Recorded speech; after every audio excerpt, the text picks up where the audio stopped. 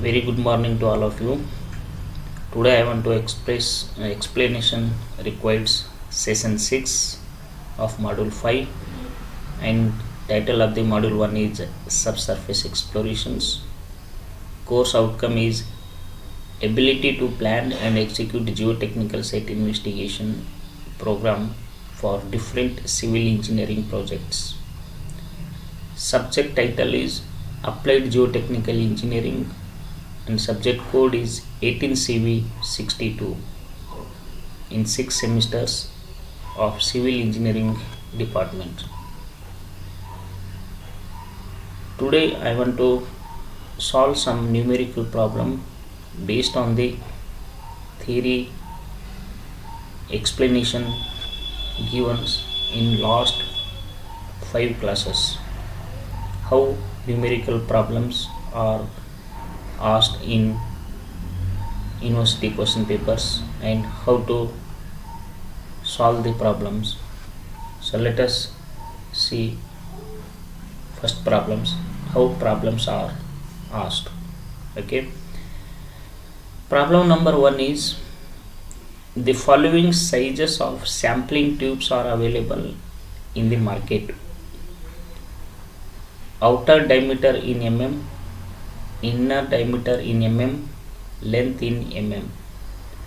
Outer diameter, first sampler is 75 mm, second sampler is 110 mm, third sampler is 50 mm. Inner diameter is, first sampler is 72 mm, second sampler is 107 mm, third sampler is 35 mm. Length in mm, so first sampler 600 mm, second sampler 600 mm, third sampler 600 mm. Out of these, which one would you select for obtaining undisturbed soil samples from a borehole? So this is the problem asked. Let us see how to solve. So follow the steps to solve this type of problems. Solution: given data. So here table is given as usual from the problems. To find which one would you select? First step, follow the procedure. We know that area ratio is given by the empirical equations AR equal to dA square minus DI square by DI square into 100. In this equation, substitute the value. DE is 75 square minus inner is 72 square divided by 72 square into 100. Answer is 8.5%. Second sampler formula is given, area ratio AR equal to dA square minus DI square divided by DI square into 100. So here substitute the value, 110 square minus this is 107 square divided by DI 107 square into 100. Answer is 5.69. Third sampler area ratio AR is given by the formula dE square minus DI square divided by DI square into 100. So substitute the value, 50 square minus 35 square divided by 107 square into 100. Answer is 5.69. Okay. Comment: samplers with sizes outer diameter 110 mm, inner diameter 107 mm and outer diameter is 75 mm. ID is 72 mm, have area ratio less than 10%, therefore any one of them may be used. Normally boreholes are of diameter 100 mm and hence a sampler with outer diameter 110 mm will require holes of larger diameter. Hence, from the point of view of economy, sampler with outer diameter 75 mm is preferred. So this is the solution for problem 1. Let us see second problems. Determine the area ratio of the sampler of the following data and comment on the values. Split spoon sampler, outer diameter 50 mm, inner diameter 35 mm. For drive tube sampler, outer diameter 100 mm, inner diameter 90 mm. Third sampler, Selby tube, outer diameter 50 mm, inner diameter 75 mm, where D is outer diameter of sampling tube, Di internal diameter of sampling tube. Solutions. Given data: split spoon samplers, outer diameter is 50 mm, inner diameter is 35 mm. Drive tube sampler, outer diameter is 100 mm, inner diameter is 90 mm. Third sampler, Selby tube, outer diameter 50 mm, inner diameter 47 mm. To find area ratio, AR equal to how much? Procedure. We know that the equation given area ratio for split spoon sampler, AR equal to dA square minus DI square by DI square into 100. Substitute the value here. Okay, for split spoon samplers, answer is 104.10%. And for area ratio for drive tube is given by the formula AR equal to dA square minus DI square by DI square into 100. Substitute the value here. 100 square minus 90 square divided by 90 square multiply 100. Answer is 23.46%. Area ratio for Selby tube is given by the formula area ratio AR equal to dA square minus DI square by DI square into 100. Formula use and substitute the value here. 50 square minus 47 square divided by 47 square into 100. Answer is 13.17%. Comment. Area ratio, as per as possible, it should be less than 10%. But here greater than 10% and nearly it should be considered 13.17% is used for undisturbed samples and external diameter 50 mm and internal diameter 47 mm is used as Selby tube. Let us see third problems. A sampling tube has inner diameter 70 mm and that of a cutting edge is equal to 68 mm. Their outer diameters are 72 and 74 mm respectively. Determine the inside clearance, outside clearance and area ratio of the sampler. This tube is pushed at the bottom of a borehole to a distance of 550 mm and length of sample is given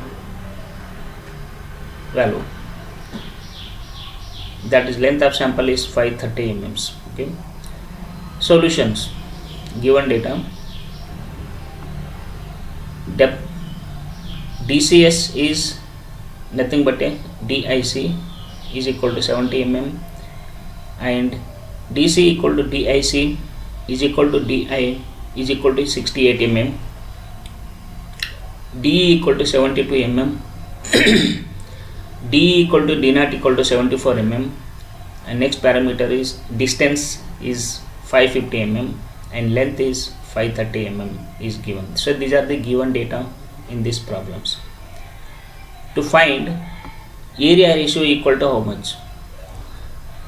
Next, inside clearance IC equal to how much? Outside clearance ratio OC equal to how much? Procedures. Area ratio is given by the formula AR equal to DE square minus DI square divided by DI square into 100. Substitute the value here.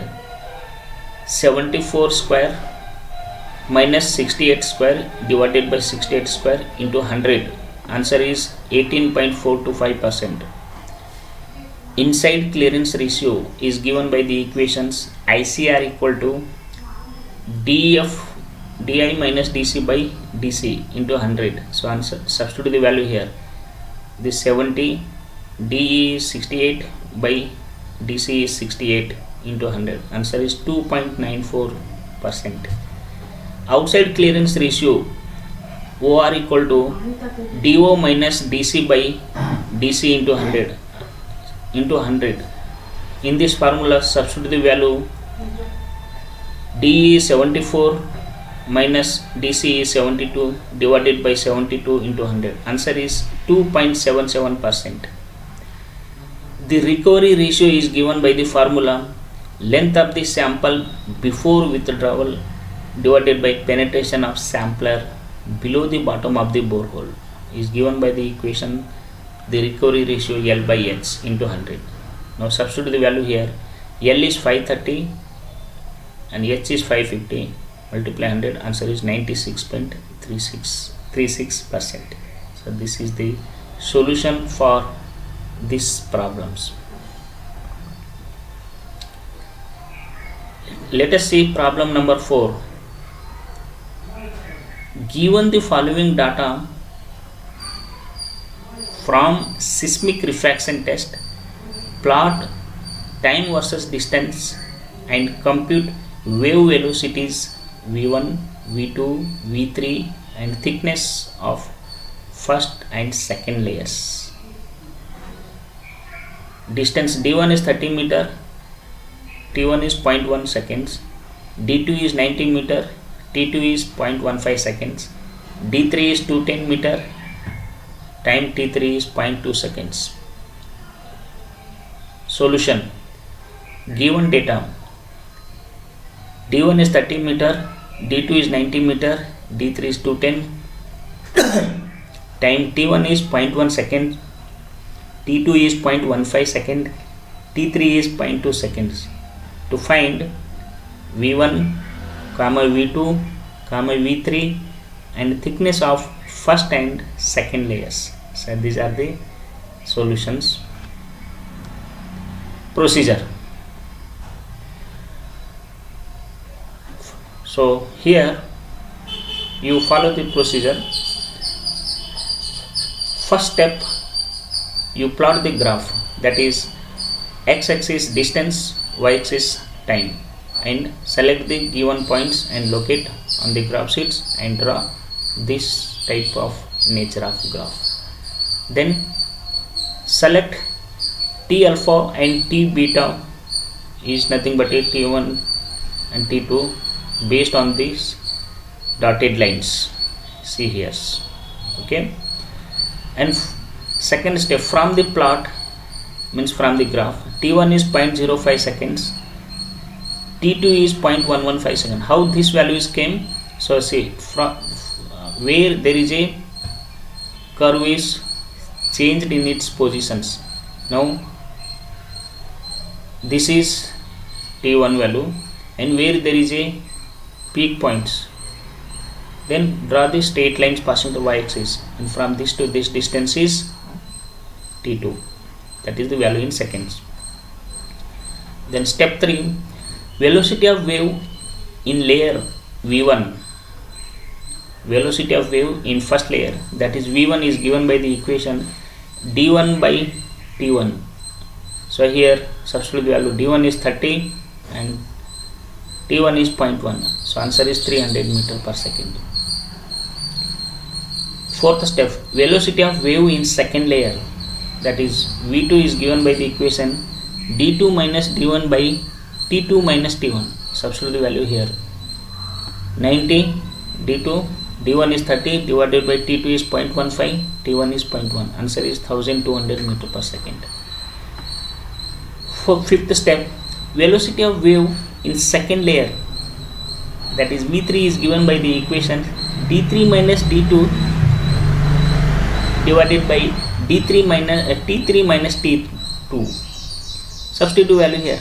D3 is 210 minus D2 is 90 divided by T2.2 minus T2.15. So answer is 2400 meter per second.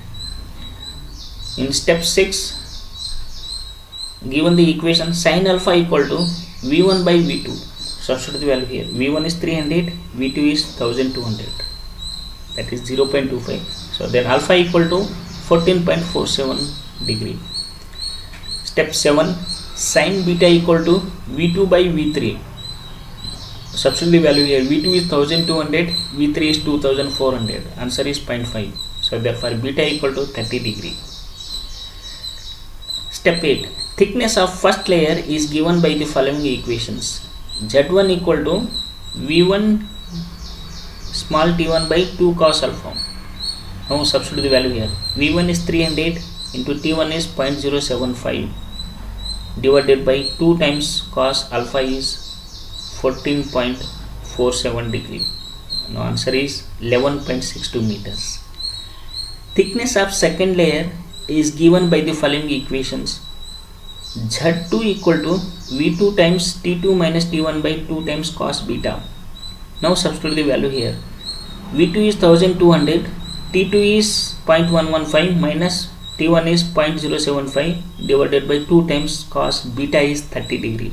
Answer is 27.72 meter. So this is the procedure for these problems. Now these are the references are referred for solving the numerical problem of session 6. Thank you one and all. Next class I will be continue.